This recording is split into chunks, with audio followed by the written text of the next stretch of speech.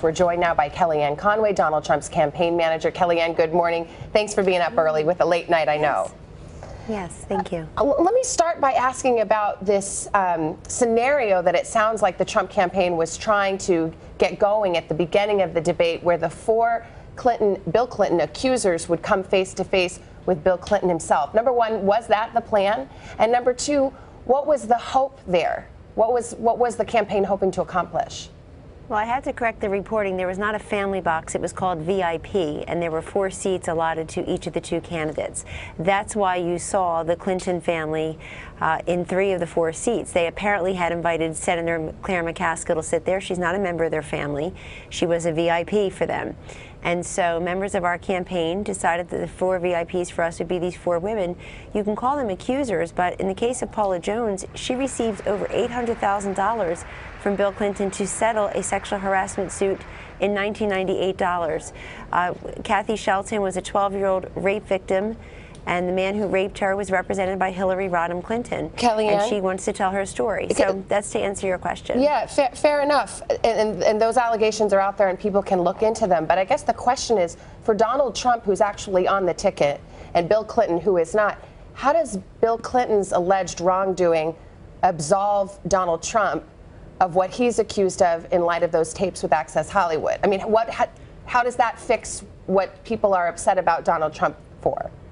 No, let's not conflate the two. So this does not have to do with Bill Clinton. It has to do with the way Hillary Clinton shamed and blamed the women in Bill Clinton's life. And you saw a New York Times article days after they endorsed Hillary Clinton for president, Savannah. They came around and they said, hey, look at the modus operandi that Hillary Clinton deployed against these women. And in the case of Kathy Shelton, that has nothing to do with Bill Clinton. Even if that were true, I guess, just to zero in on it real quick, because even if that were true and people can make their own decisions about whether or not it is, I guess the question is, it's Donald Trump who has to answer for himself. So how does bring... You just played the clip. You just played the clip, Savannah. Respectfully, you just played the clip of him saying, I was embarrassed, I hated it, I didn't like it, I've apologized to my family, and I've apologized to the American people. And then he talked about the difference between words and actions and the way Hillary Clinton treated these women. Kellyanne, a lot of Republicans thought he would be more contrite and offer a more heartfelt apology, and he wrote off this tape essentially to locker room talk. Is that the end of it? Is that all we're going to hear from Mr. Trump on this issue? That is not all he said. That would be a terrible misrepresentation of the 1 minute and 32-second video that he came out with Friday night. He kept coming back to the point it was locker room talk. And so my question is that all he really has to say? No, what he had to say was that it was embarrassing, it was wrong, he apologized for it, and he said it does not represent who he is. And in the video post on Friday night, his immediate response, Lester, which was buttressed by last night's apology and an explanation, he said that there's a difference between words and actions, and many Americans agree. Lastly, was this a good night for American politics?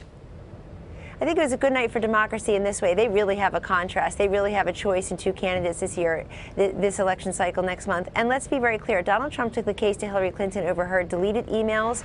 The fact that she doesn't know the C in a document means confidential. She was a U.S. Senator, Secretary of State. He took her to task on Syria, on Iraq, on Benghazi, on the fact that she had gotten hundreds and hundreds of entreaties from Ambassador Stevens and others about getting more security in Benghazi and failed them. So there was a lot. For those interested in issues, which we talk about every day, there was plenty to hear in that 90 minutes. All right, we're out of time. We've got to leave it there. Kellyanne Conway with the Trump campaign. Thank you so much. We appreciate it. Thank you. Hello, Today fans. Thanks for checking out our YouTube channel. Subscribe by clicking that button down there and click on any of the videos over here to watch the latest interviews, show highlights, and digital exclusives.